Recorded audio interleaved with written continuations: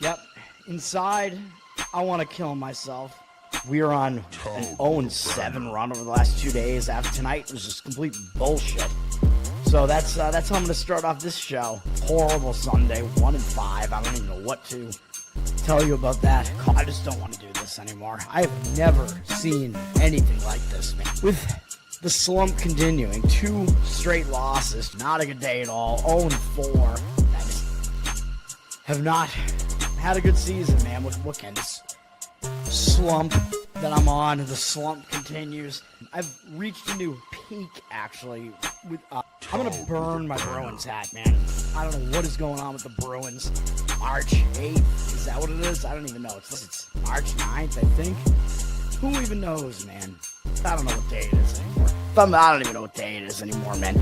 Back with you after the worst day that I could possibly have. Back with you, as I always am. Until I die, at least. 0-2 yesterday, and yesterday did not go well for me. 0-5. The worst month that I've ever had in my 18 years doing this. I don't know what to even tell you about this anymore. Broke the slump yesterday as the slump discontinues. The slump continues. Somebody fucking kill me, please. I don't even know what I should do at this point other than potentially end it all.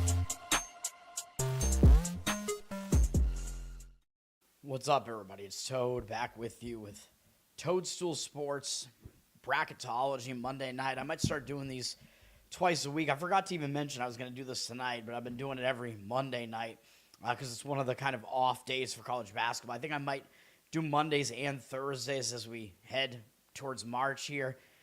I don't know if people even enjoy it. I mean, I'm just kind of a bracket autist, if you want to call it that. So, I don't know. I do my own bracketology as I've been doing for multiple years now. I haven't started tweeting out the link again yet, but I guess maybe I will start doing that each time I do an episode of this show as well.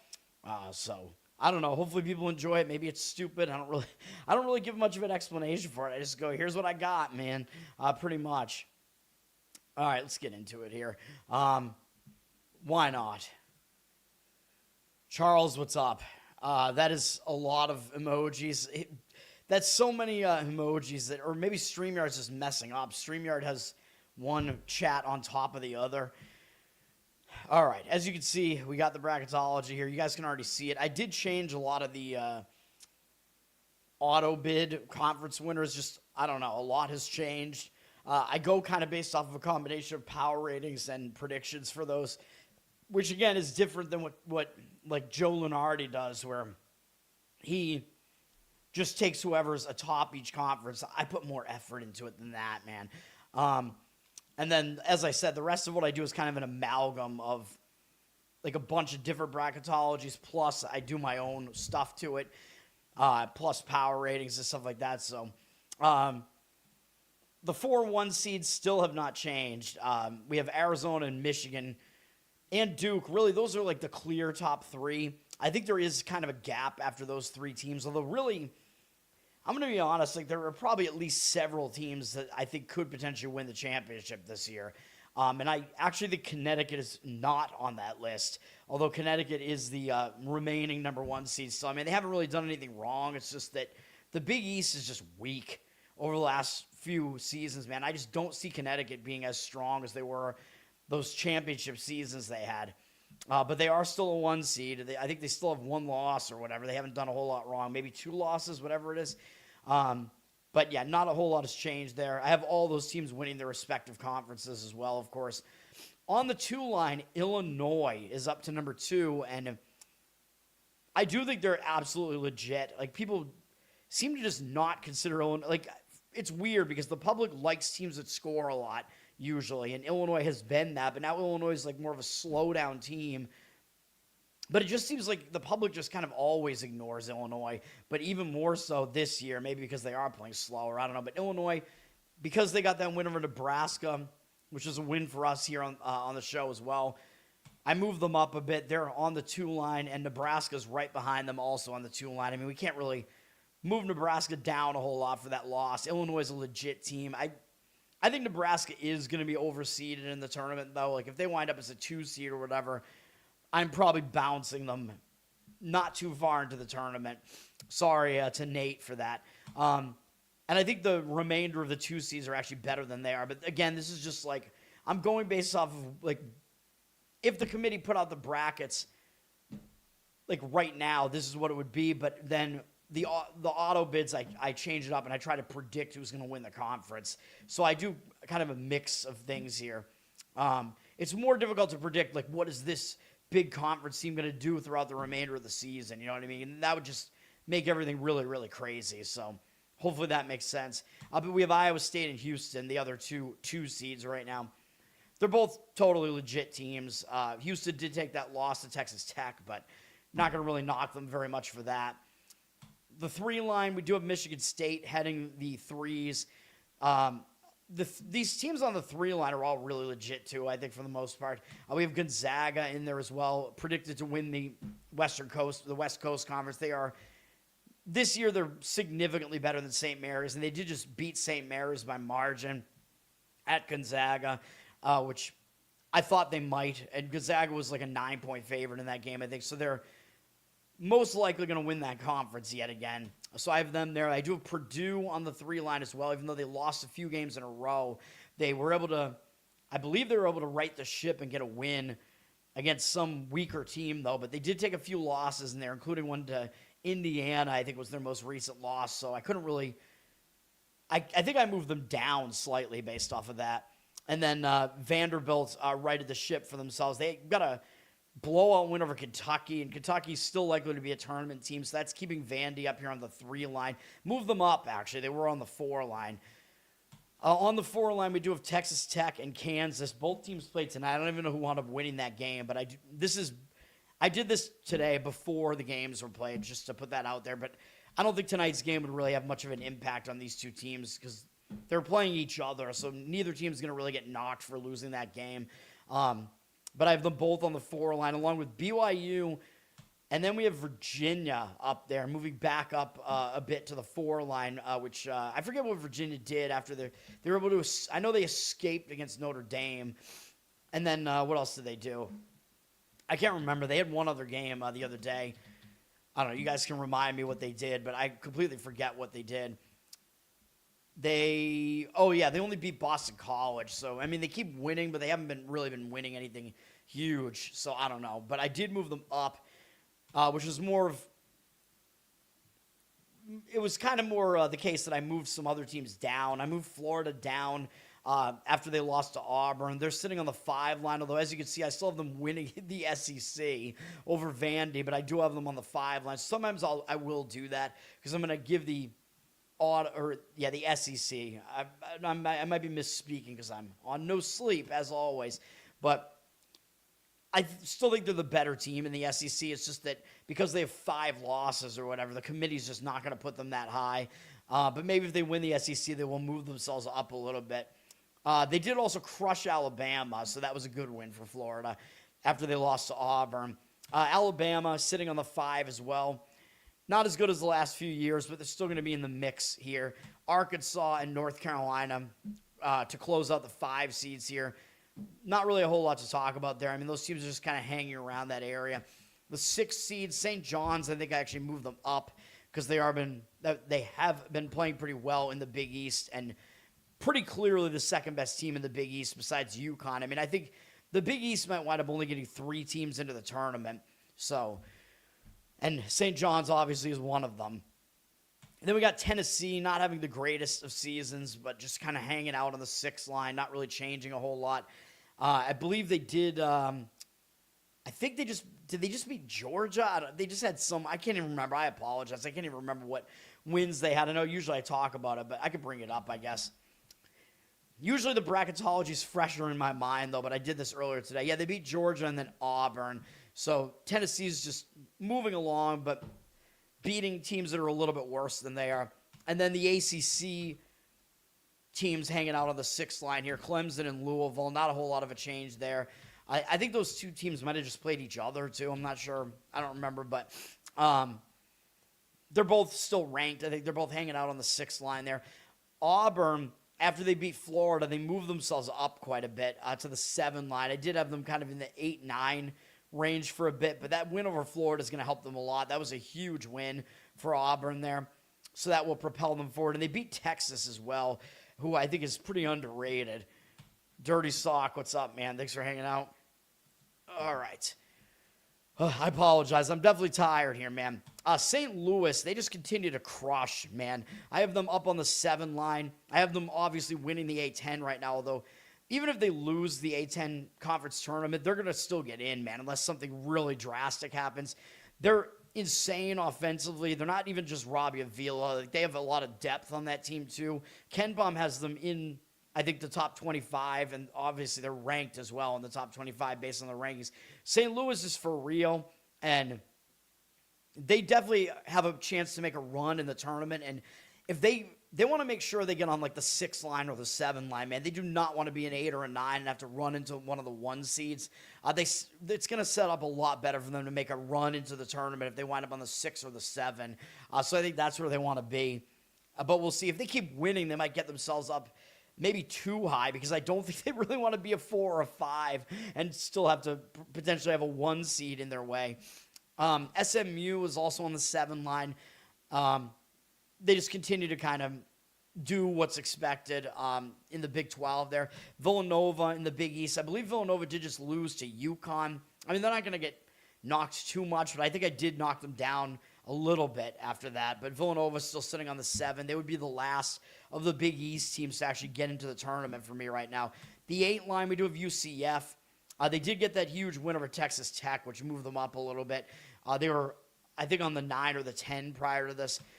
Iowa, just kind of hanging around, not making a whole lot of noise there, but Iowa, solid team on the 8 line as well. Texas A&M, I know, kind of crazy to see them on the 8 line, but they're still, like, I think possibly leading the SEC right now, but I just don't think they're the best team in the SEC. The SEC is a little bit down this year. A&M should make the tournament just because they just have a lot of wins on their resume right now, but I do have them on the 8 line right now.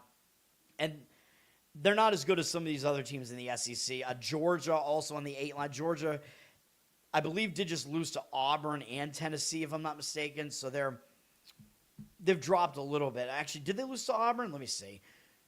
Whoops. Hold on. I was going to bring it up in a new window just so I don't have to move everything around too much here. No, Georgia lost to Texas A&M, my mistake, and Tennessee this week, so. But I haven't really moved them down that much. They're still in the tournament picture for sure. Utah State winning the Mountain West for me here. It's sitting on the 9 line. They've kind of been around 7, 8, 9 this whole time. They did take a few losses recently. I believe they did just lose to San Diego State, I think. Is that right? I wish I remembered everything, man. No, they beat San Diego State. My mistake. So that was a big win for them, actually. So Utah State, but still sitting on the 9 line for me after that. NC State also sitting on the 9 line. I mean, we're getting to bubble territory here, so there could be a lot of variance with these teams, and the committee moves these teams around to try to pair them up with certain matchups, too, so you never really know what the committee is exactly going to do when they actually fill the bracket out. We have Wisconsin on the 9 as well. They continue to do all right in the Big Ten there, and then Kentucky, also I have them on the 9. There are definitely some bracketologists that have Kentucky higher than that because of the name Kentucky, and maybe they will wind up higher. I think they're underrated right now for sure. Like, if they're a 9 seed, they'll be a potentially dangerous matchup for a 1 seed, to be honest, although I don't know that they'd really get by a 1 seed, but Kentucky's not quite as bad as people think they are. They're just a roller coaster. They could kind of beat anybody on any given night, but they could also pretty much lose to somebody a lot worse than them, too. There's the very high variance Kentucky team, so I have them on the 9 line. St. Mary's lost to Gonzaga, but they're still in the tournament picture on the 10 line.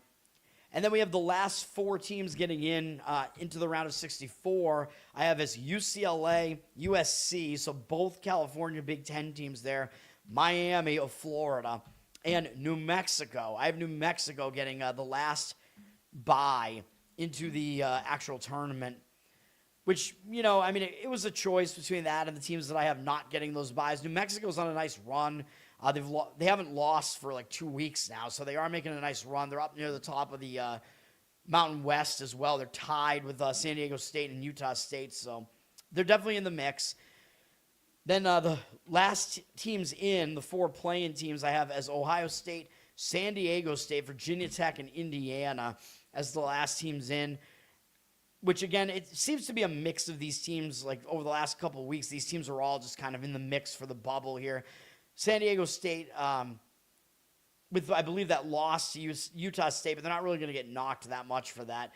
So they're still hanging around. Virginia Tech, though, I just don't know that they deserve to get it. I just think the resume is kind of there where they're going to be in the tournament picture, but I don't think they should be. I think they're going to be one of those teams where I'm going to be angry that they get in. But that's just the way that it is, man. Like, you have other teams that are kind of on the bubble here that don't get recognized because they're in the smaller conferences that actually would probably be favored over Virginia Tech. Oops, I didn't even spell that right. Virginia Tech. Oh, I can't edit it here. I'll fix it later. I can't edit it in as Toadstool Sports because I put it under my other account. All right, and then we have the first four out. Texas. Honestly, I think Texas should be in over Virginia Tech for one thing. Texas is legit.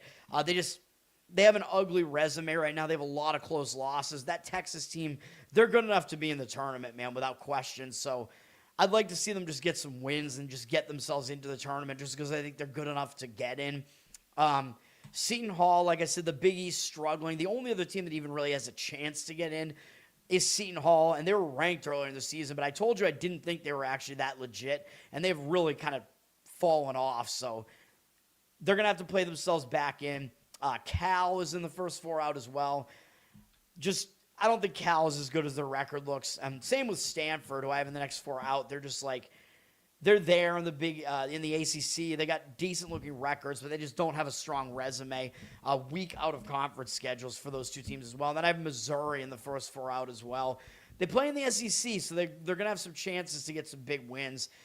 Next four out, yeah, I know. Unfortunately, because a lot of the bracketologies are starting to put them in there. I do have Miami, Ohio in there, even though I don't think they deserve an at-large bid. But the rankings makers are a bunch of idiots. They're ranked. They might be like, if they get in without winning, the MAC, they would be probably the worst, like the lowest KenPom rated at-large bid ever in the tournament if they actually get in, which is ridiculous. But they keep getting all this hype because they keep winning, but KenPom has them as like his 89th best team. And in comparison, I think Virginia Tech shouldn't even be in, and they're like 61st. So it is ridiculous, but I do have to have them there just based on the amalgam of all the bracketologies and whatever. Then I have Santa Clara, who I actually think is really legit. They were able to beat St. Mary's. It will be interesting because there is the potential that the West Coast Conference gets 3 teams in for the first time in a long time, and I would actually not mind that. I think Santa Clara is actually, they're a legit team, man. So it would be interesting to see them get in. And then Stanford, like I said, they kind of bore me. I just don't think they're as good as their record looks. And then TCU is sitting there as well. TCU has had some decently competitive games in the Big 12, but they do have these close losses there, man. They're not a horrible team. They got an experienced coach there, but they're not sitting pretty right now. Let's just put it that way. And that finishes off the at-large bids. And then we have all the auto qualifiers here from all the conferences. Tulsa remaining the winner from the American. I still think that I'm doing it based off of mostly power ratings here. I think Tulsa is still the best team there, so I have them winning that conference and getting a 12 seed. But again, I mean, there are a few teams kind of in the mix there. Primarily Tulsa and South Florida, I think, are the most legit teams in that conference right now. So it would be good to just not see Memphis get it for once. Just Memphis, I just don't think they're that good anyway. But they just, I don't know. They bug me. But I've won some bets going against them the last couple of years in the tournament. So, or 2 of the last 3 years, I want to say, whatever it is. But it'll be fine to see some new blood there. And then I know Charlotte is up near the top of the standings in that conference. They are absolutely not a legit team, Charlotte. So I do not expect them to be in the mix there. I think more so you got some of the other teams like Florida Atlantic in there and Wichita and who else is in the mix there? UAB maybe. I think all those teams might be better than Charlotte. America East, we have Vermont. Like, I just don't see Vermont not winning this conference. They would obviously, if they stumble in the conference tournament, that's what would happen. But I just don't see it. That conference is an awful conference, but all the other teams besides Vermont are terrible this year. And to show that yet again, I have Vermont being in the 16 seed play-in round. So that conference is just miserable. Of course, A10, like I said, I have St. Louis winning it. They're absolutely a legit team.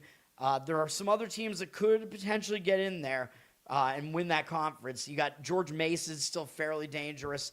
VCU definitely is a pretty powerful team as well in that conference. So I would imagine if somebody else besides St. Louis wins that conference, it would probably be one of those two teams. I mean, maybe George Washington kind of in the mix. Dayton would be possibly there. ACC, obviously, I have Duke winning it. I mean, they are a pretty wide margin ahead of the rest of the ACC yet again. Atlantic Sun is still, as I always say, it's pretty much between Lipscomb and Austin Peay. Although it's such a bad conference, there is the potential that some flyer could wind up getting through in that conference. But likely, I think it'll be one of those two teams. I have Lipscomb winning it still right now. And they're on the 15 line, no change there. Obviously, Arizona winning the Big 12, and I have Arizona and Duke on the 1 line, of course. So no change there either. Arizona remains undefeated as well. Big East, UConn winning it. They are the best team in the Big East, so like I said, it's a weak conference this year. I've got them on the 1 line, but they do have the potential to fall off that 1 line. We'll see what happens. Big Sky, I have moved Portland State up. They did beat Montana State, I'm pretty sure, so they are now... I was considering them to not be that legit, but they are the best defense in the Big Sky, and you know I like defense. I just think they're not as well-rounded maybe as maybe Montana State or Montana, but Portland State I think would be favored over both of those teams now, so I do have them getting in for now and getting a 15 seed. Big Sky, not a very good conference.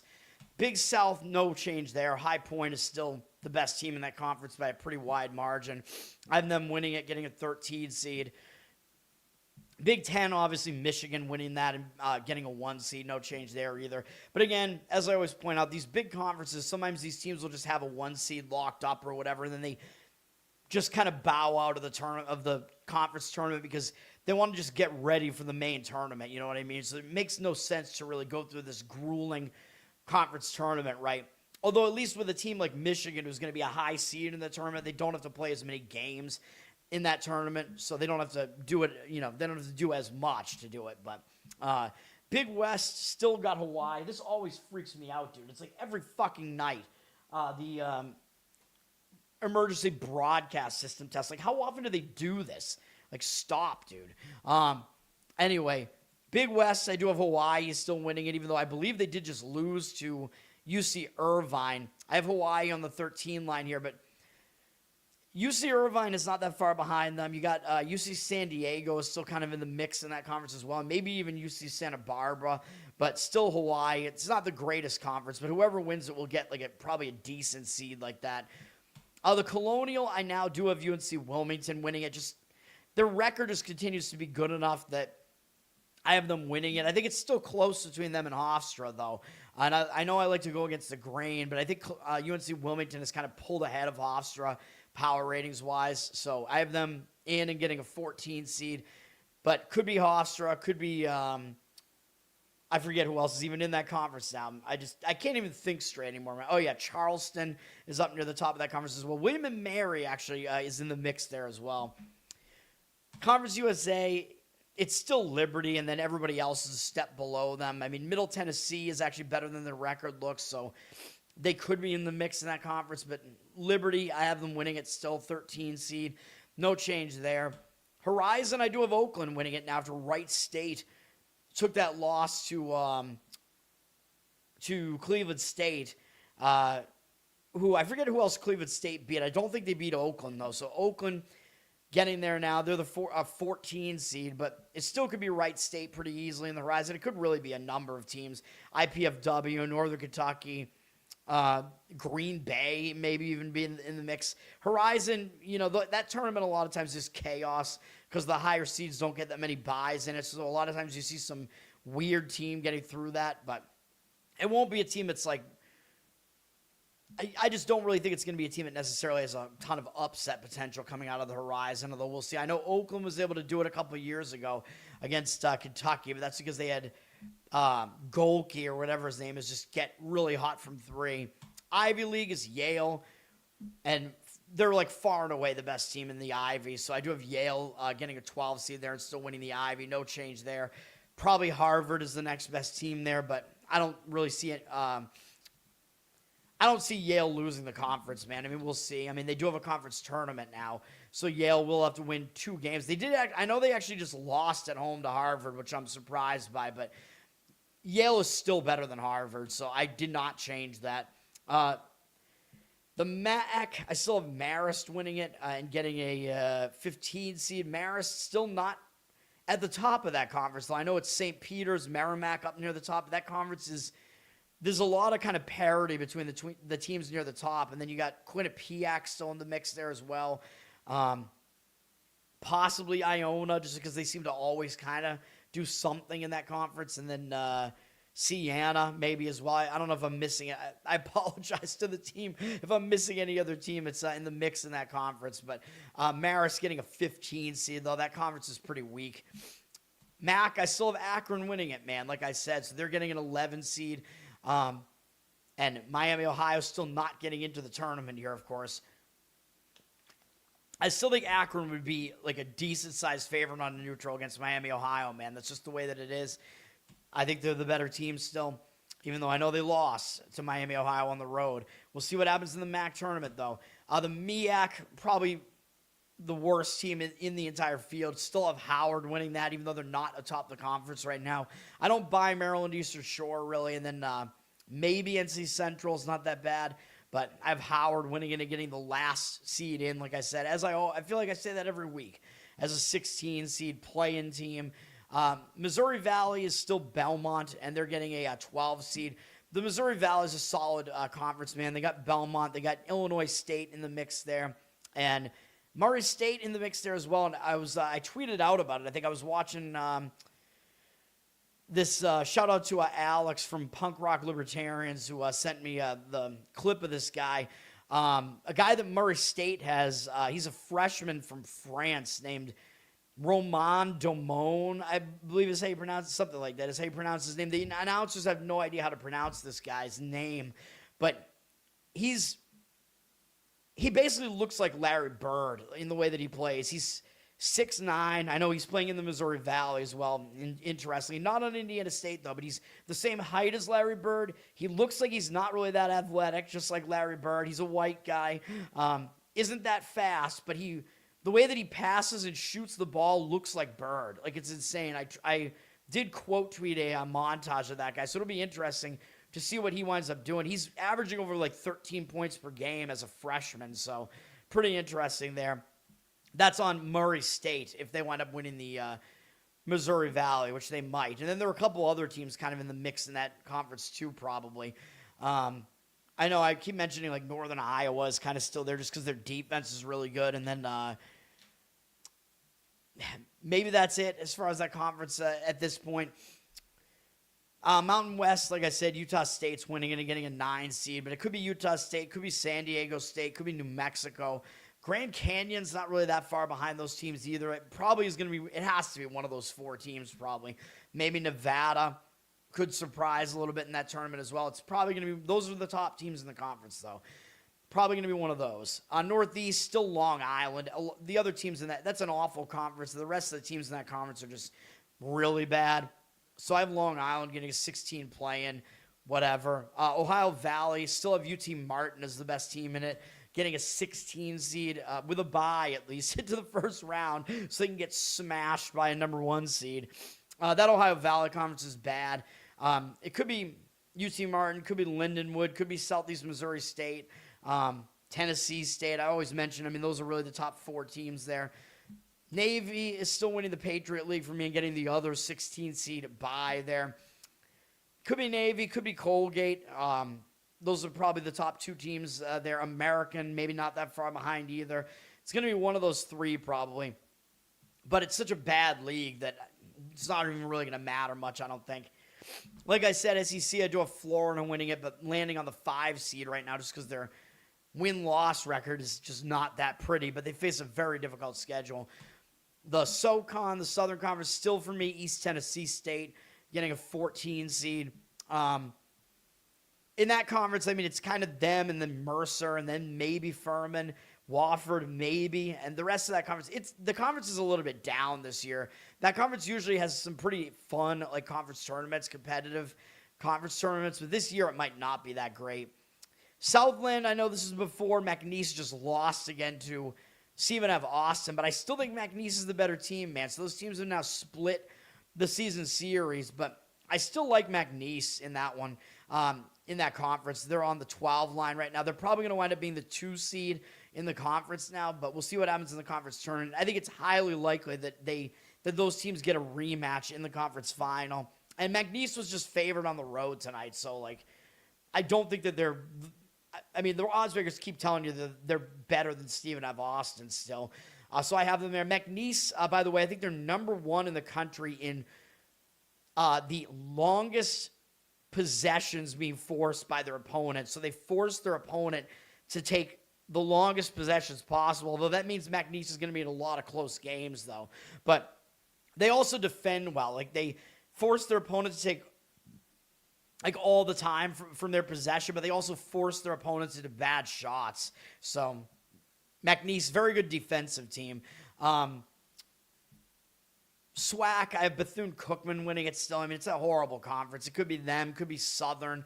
Probably going to be one of those two at this point, but you never know what's going to happen in that conference. They get a 16 seed play-in, doesn't really matter.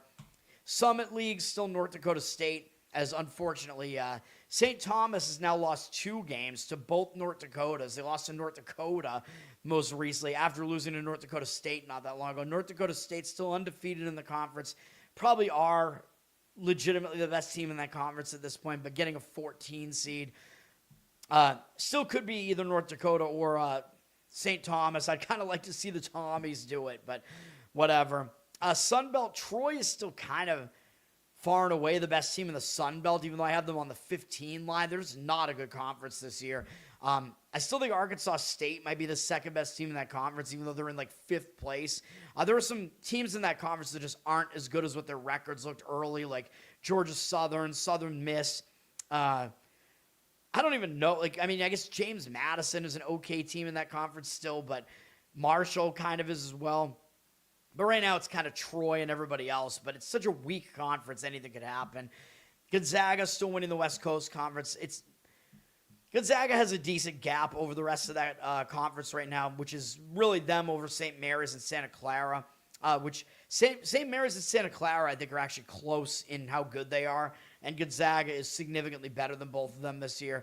Gonzaga, of course, getting a 3 seed from me right now, although they have a chance to maybe move up, but there's just this cluster of really good teams near the top, man. So this tournament looks like it's not going to be like last year. Last year, the 4-1 seeds were clearly the top 4 teams, and they happen to all make the Final Four. This year, I don't really see that being the case, which is interesting.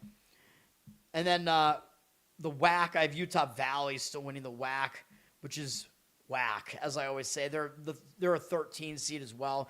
They have taken some losses in that conference. That conference is just bizarre. I think the second best team in that conference is Cal Baptist, and I don't even think they have the second best record. So I don't know. But that's it, man. But yeah, as far as it is right now, I think teams that could legitimately win the championship right now, I would say Arizona, Michigan, Duke. I mean, I would have to look at KenPom to see, but I think I might put Iowa State on that list. Purdue, I would actually probably have on that list.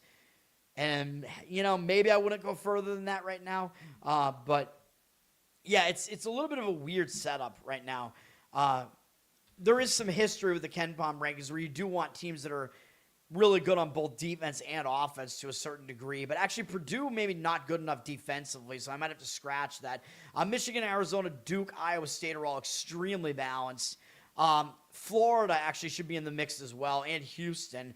I don't have it up in the right tab right now, but I'm just looking at teams that are balanced on both offense and defense, and both like in the top teams that are in both the top 20 in offense and defense. All those teams I just mentioned would qualify, which would be, Michigan, Arizona, Duke, Iowa State, Houston, Florida, and believe it or not, Vanderbilt.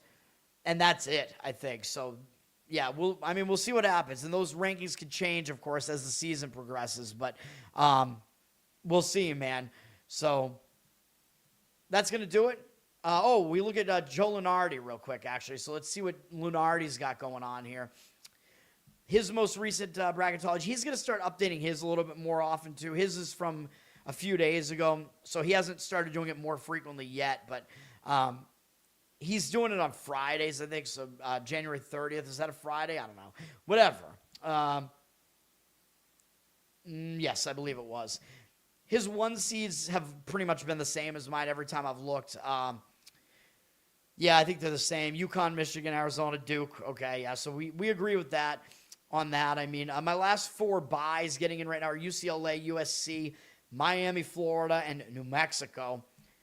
He's got Wisconsin, Miami, UCLA, and Ohio State. I do have all those teams in, so those are his last 4 buys, but I do have all those teams in the tournament in some capacity. His last 4 in at all are New Mexico, USC, Texas, and Indiana. So I have Texas as the first team out, but I have all those other teams in. And then he has Virginia Tech, Seton Hall, Santa Clara, TCU as the first 4 out. Missouri, Cal, Stanford, George Mason as the next 4 out. So we're not too far off here. And our field of 68 is only 1 off. I have Virginia Tech in and Texas out, and that's the only difference that we have in the field of 68, at least right now. So maybe I should be hired as a bracketologist. I don't know, but that's gonna do it. Although I don't always agree with Lunardi either. Although out of all the mainstream bracketology guys, he is the best. And unfortunately, it seems like CBS did let Jerry Palm go at the end of last year because I didn't even realize he was gone. And then I saw that John Rothstein was doing the bracketology for CBS. I haven't pulled theirs up in a while now, but he's doing it this year. I'm like, what happened to Palm?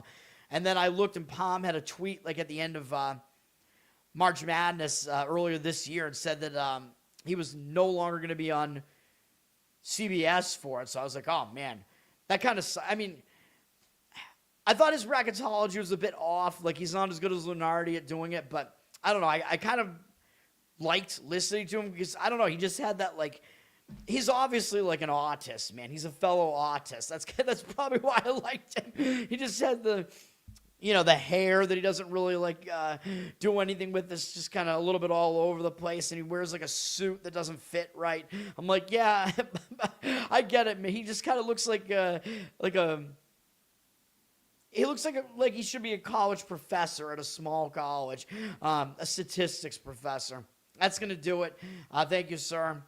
All right. I'll be back tomorrow. Oh, thank you. SportsCenter will never hire me. ESPN, they're way too progressive over there, man. It's never going to happen. That's going to do it. I appreciate it. I'll be back in the morning. Learn to Tone on Twitter. Learn to Tone on Instagram. Subscribe here on YouTube. Give me the like, give me the subscribe, comment, all those things. Listen on audio, review on audio, Apple, Spotify. Covered in Uke is my Uke channel on YouTube, so go like, subscribe, listen over there, comment over there too. That's on, or not on audio, but there's an audio feed for the Uke stuff that is on Spotify. If you become a Patreon, you can get it. Patreon.com/LearnToToad. You can figure that out. You can get requests as well over there, and then Losercast will be back tomorrow with a new episode. So be on the lookout for that. I have basically 2 options that I'm weighing for my loser. One of them somebody else is probably going to pick, even though I think he's already been picked in past weeks. So I'm probably going to go with the other option. But that's going to do it. Sports autism, very soothing. Yeah, thank you. Yeah. It's ASMR, man. Autistic sound. I don't know. What is ASMR? I didn't even know what ASMR really stands for. I mean, I know what it is. I don't know what the acronym actually stands for, though. Mamdani's mommy. That's too many M's. MR. So I don't know. That's going to do it. And I was also on 5 till midnight tonight, so you can check that out. We talked about the Epstein release, and we talked about a new website that will help make you safer every day. So we did all that. That was that's a show with Samuel, the ill scholar.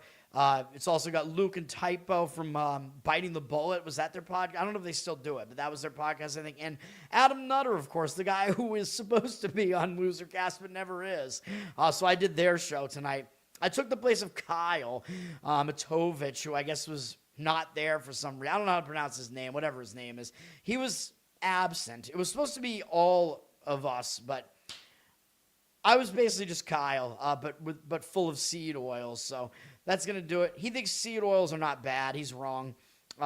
He just works out so much that if he consumes seed oils, it doesn't really matter. That's going to do it. I'll be back in the morning. It's going to be a lot of college basketball, so it's going to be an annoying show to do. Even though I like talking about it. Dude, having my heat going, it's like wreaking havoc on my lips, having to talk, doing the solo shows for hours like this. It's bad. That's going to do it. A little bit longer of a bracketology episode here, but all right. Peace.